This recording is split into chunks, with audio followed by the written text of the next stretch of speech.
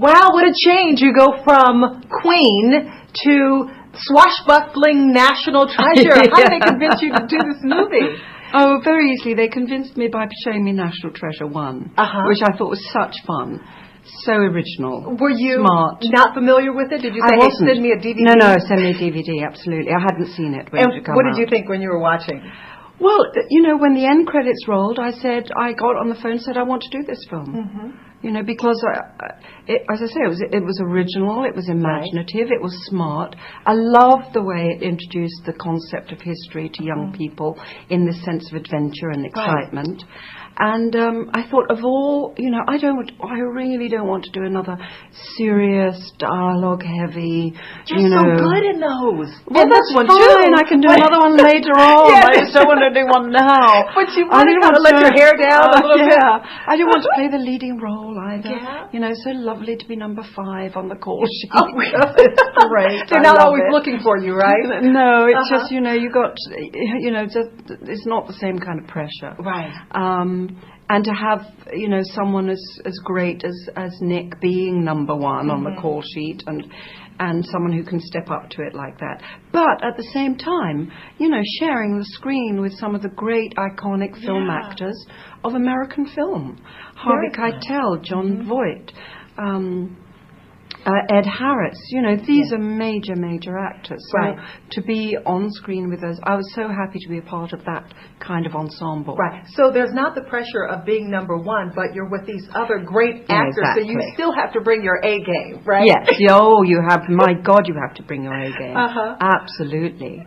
And I was quite intimidated at first. You? Until I got to know them all and realised, oh, it's all right, they're actors like you, it's fine. Who intimidated you the most? All of them. All of them.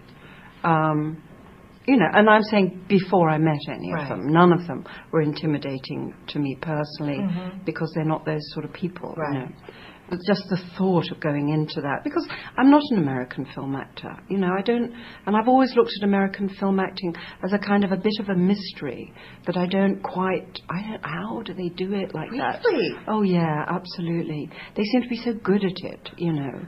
Very flattering. And I've always admired American film acting enormously and wanted to learn from it.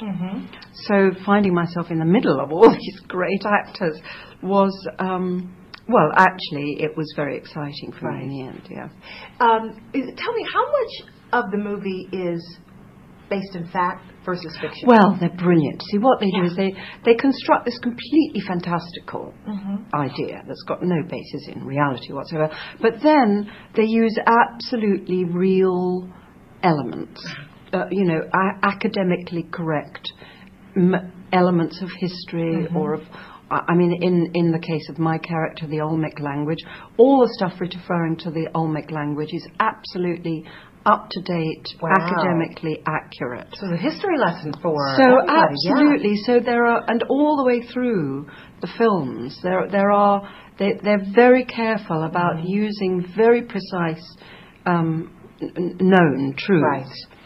And then they weave it into this completely ridiculous, fantastical story. So that's the brilliance. And they did that in National Treasure 1. And the writers take great pains to make sure that when they are talking about something is known, they talk about it in an absolutely accurate way. Right.